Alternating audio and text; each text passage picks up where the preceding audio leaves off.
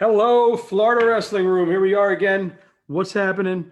Um, I've got Eric Cubberly. So a little bit about Eric is he wrestled at the University of Central Michigan. It seems like I've become a platform for that school. Had a lot of good people come on there. Scotty Sentes, his assistant coach Mike, you, Connor Beebe. I got Ben Bennett coming. So hey, all you Central Mission, let's do it. This gentleman here, Coach Cubberly, is the assistant coach at D1 High School, Clay High School in Ohio. They've produced multiple state champions, multiple state placers and qualifiers. He himself was a four-time Ohio State placer and won it twice. He also won the Super 32 twice, came in runner-up in Fargo and was a five-time Fargo All-American. And one big thing that's pretty cool is Disney Gold Medal winner, which means you're technically superior to everyone else. He then went on to win two team championships for the MAC, placed at Midlands, and qualified for the Junior World Team. So welcome. How are you? How are your kids, your wrestlers, your life, your family? I'm sure all your crap is affected right now. So welcome. What are you guys doing with the new norm? Yeah, so first of all, thanks for having me on. Yeah, it's been it's obviously a challenging time for everyone. I think not just the wrestling community, right? But for everyone in the world. So, but as far as what our guys and things like that have been affected, my family's doing really well. So I'm grateful for that, and our guys are doing, I think, what they can do. We've had some of our other assistant coaches have made videos with them, things like that, posted those things on Facebook, had to do some of those cool like TikTok things. I'm not on that platform, so I have no idea. But I just had to do my son. So I took his phone away because he was being an asshole. I took his phone away, and he said, "Dad, if I do a TikTok with you, will you give me my phone back?" Because I've been trying to get him to do a TikTok, and I'm not going to do that. I'm a teenager, right? So I'm going to tell my dad. So I finally got him to do a TikTok to get his phone back. Look. Awesome. Oh goodness. anything to get the phone back, right? Anything to get my phone back, right? Look at us, we're so goofy. People are like, that's awesome. That's great. Yeah. So hey, everything's a negotiation. So he got his phone back. That's right. Yeah. Our guys are doing, I think, what they can, and I think we actually just recently had one of our wrestlers just committed to Campbell University to go wrestle for Coach Sentes and go to school there. One of our seniors just actually committed yesterday, so that's always exciting, right? And I totally destroyed his name. Win Mahalik. Yes. Sorry, dude. I screwed it up every time I say it.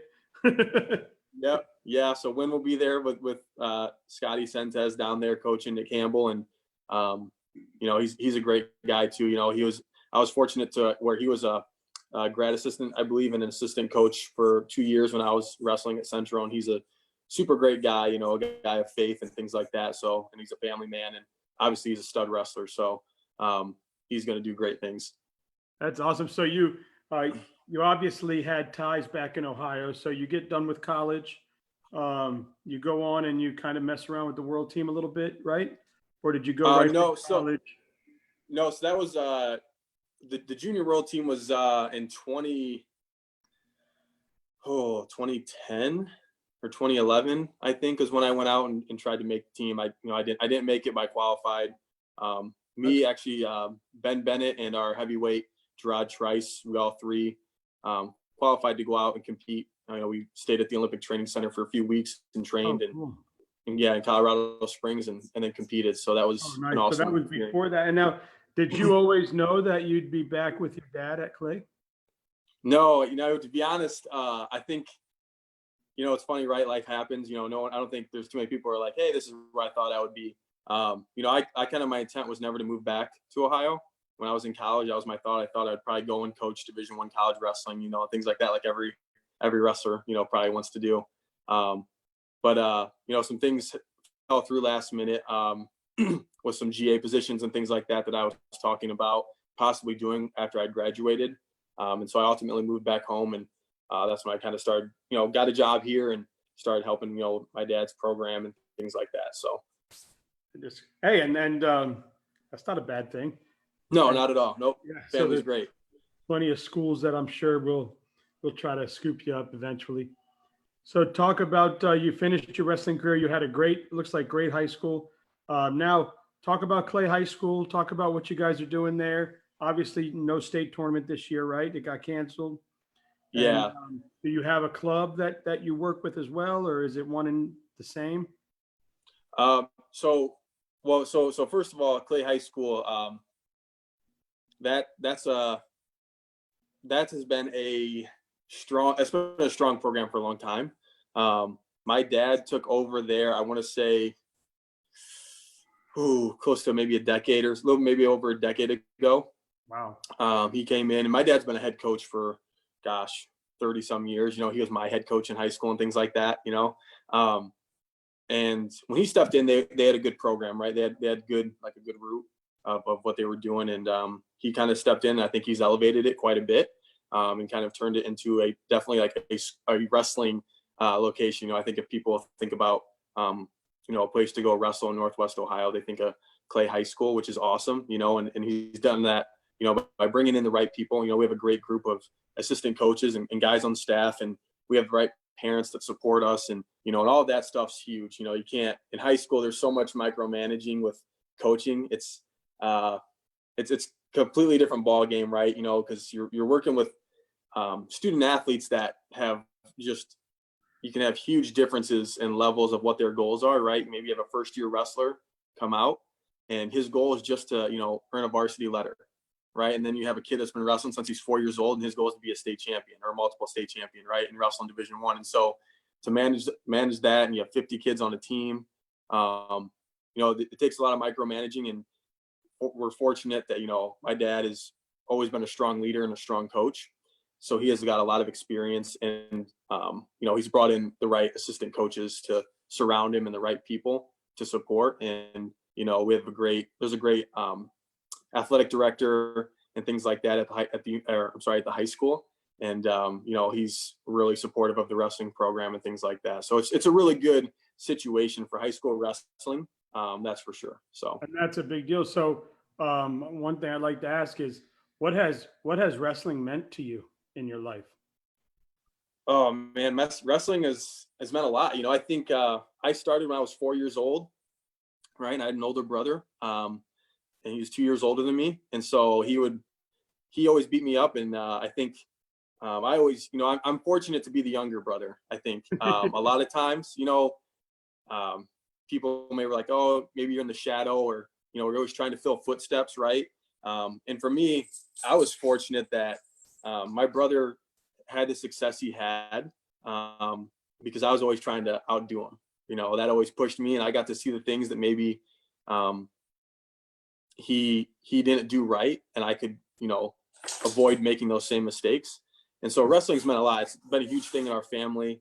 I competed for 20 some years, right? And gosh, I think I'm grateful for it. The people I've met, the friends I've made, the coaches, the leaders I've been around. I've always felt like I've been kind of a sponge. And so even from a coaching aspect, I can remember times I'd sit back and I would just watch, Coach Tom Borelli. I would just watch him coach. I'd be maybe done wrestling. I'd just watch him coach, and I'd sit there and kind of think like, why is he saying the things he's saying? What's the motive, the tactic, and things like that, and just kind of how he led a team, and obviously being around my dad growing up. So, and you get to take, it's helped you be an adult and everything else. Right. So I got a question. 100%. Yeah. So tell me about Barnyard training growing up and how it helped your grip strength for 2-on-1 tilts. Oh gosh. Yeah. So, so a lot of people don't know. It's funny. I'm sure that was Coach Sentez probably told you to ask he about that. He posted it in the comments right now. Oh, that's great. Yeah. So Scotty got to see it. So obviously Scotty and I were best friends in college, and he came home with us once for Christmas when he was a freshman. He couldn't go back home to Florida, so he got to see some stuff. But so growing up, just like junior high, elementary, junior high, we had this pole barn in the back of our property, and my grandfather taught gymnastics for a long time, and so when he shut down his gymnastics thing, we got like parallel bars, right? And then we had rings. So we had this big square, okay? And you had to start on the parallel bar. So you start and you parallel bar all the way down, and then you reach up and you grab the monkey bars or the rings, and you would ring. Then there'd be like a stick. It's kind of like American Ninja Warrior. And then you would ring. Then you would hit a ladder, a hanging ladder, and then so you'd monkey bar across that. Then you hit rings again going back, right? So then you go ring, and then at the very end, you would grab onto a pull-up bar and then just knock out, as many till failure, right? So, when you're a kid, that's fun stuff, and you're just always trying to like do as much as you can or get as far as you can. So Sure. It wasn't like training, and I never really realized how much it was doing for me, but yeah, it definitely helped. And then, so now your 2-on-1 tilt became nasty. Yeah, I was pretty decent on top with the tilt. So, and that's what you attested to. yes, for sure. I did. Yeah, a lot of grip strength stuff at home for sure. I was blue collar, man. I used to bale hay and roof houses in high school and stuff like that. So there's a lot that I think helped. That's awesome. That's like Colin Palmer spoke about how he had to wrestle bears. Yes. Yeah. Oh, yeah. Everyone knows that. Yeah. Yep. And then I had Coach Strittmatter on yesterday, Jody, and Yep. He said that his dad would have him out there with cows. Oh, wow. Yeah. So, I can't imagine. Seems like all these farm boys, they become some serious wrestlers, huh? Yep. Yeah. Oh, yeah. There's no doubt. So what are some of your most memorable times on the mat? Oh, man. I mean, I think a pinnacle time in high school for everyone is when you win a state championship. Obviously, that's something I think if you've wrestled from youth, that's a really big goal. And so when you finally accomplish it, that's always a big deal. So that was a real important and memorable time, just because my older brother, so he's an assistant coach at Central Michigan University, and he never won the state tournament. He was third, second, third. And so, for me to kind of get my first state title, that was a big thing for our family and things like that in general. I think, winning Super 32 my senior year, I wrestled a real tough guy named Scotty Winston in the finals from New Jersey. And he and I were both like returning Super 32 champs. So that was a memorable time. And then, gosh, there's so many trip experiences in college. So many times where, I can remember we were going to Virginia, and our bus broke down and we got stuck at like Old Dominion's parking lot. We had in the snow, and we had to all get out and like rock this big, this huge bus, right? We're like rocking it to get it out of the snow as a team and things like that. So man, just the trips, not so much even the competing, just, the friendships and things like that. Yeah. And wrestling did that for you, huh? 100%. Yeah. Yeah. There's no doubt. Yeah. Wrestling is an awesome sport, man. It teaches you a lot about life and, how to be basically a productive part of society. And once you're done, I think that's the biggest thing to take away when you're done, because you can't wrestle forever, That's awesome. And now you got friends all over the country coaching, a lot of big schools, some clubs. So how nice is it now to be back home? I know initially you said that wasn't a plan, but now to kind of be back at it, that's the school you wrestled at, right? No, it's not. So I wrestled close by. So about 30 minutes away, I wrestled in this old farm small school called Eastwood High School. But to come back and be able to coach kids that used to be you and bring back an experience to them so that they know what's coming has to be amazing. Yeah, that's the best thing. I mean, there's no high school coach that does it for the money, right? Because you make pennies to the hour.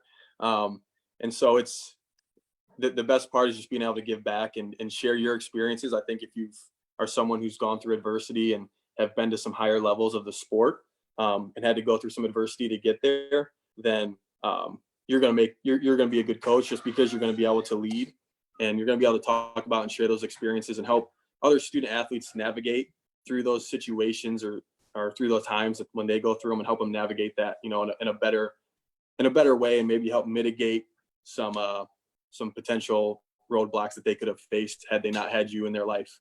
Yeah, that's awesome. So somebody just posted Jim Major. I hope I said that right. He said, I remember him at Ken Shirtow camps. What are his thoughts of camps for kids? Oh gosh, yeah. So first of all, when I was in like youth through about junior high. I went to a ton of Ken Churchow camps for sure, and he did a lot with helping me and my brother. I think camps are great. I think you want to always look for good partners, right? And I think you want to bring in someone who truly cares about the sport. That's they're doing it for the love of the sport, not like the business side of it, right?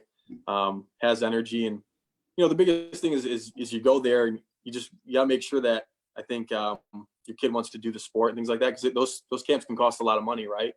And so you gotta make sure that they're taking it serious and you're getting your money's worth and things like that. So with awesome. with your kids now, what does an off season? Obviously, we're doing this right now, but right. Let's say it's a normal off season. What is an off season structure that you would advise a kid to say, okay, it's the off season of my freshman to sophomore year. What should I do this off season, coach, to get me to that next level? What is something that you recommend? What are camps around the country you may advise? Yes. So I think, well, one, with our guys, my dad's done a great job. My dad and the staff has done a great job of like fundraising. So we actually get our high school guys about 30 officiated matches in an off season through our summer program. So they get about a whole other season in, right? We give them, we give them a couple weeks off after the state tournament. So I always say, take a couple weeks off, recharge, let your body rest, things like that. And then, look at getting to freestyle and Greco, work to compete, try and, learn freestyle, learn Greco, compete in your freestyle and Greco state tournaments, try and make your Fargo team, do all those things, try and attend a Disney Duels, go down, find a team. If your team's not going, find a team, go with them, go travel, go compete.